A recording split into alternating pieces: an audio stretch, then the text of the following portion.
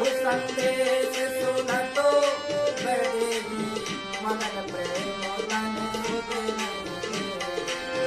कह कवि हृदय धीर धरो माना सुमिर राम सेवक सुख लाना।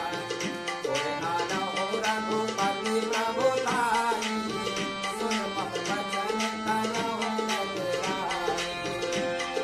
निश्चर करे पतंग सब राम रघुपति बाल कृष्ण सिया राम।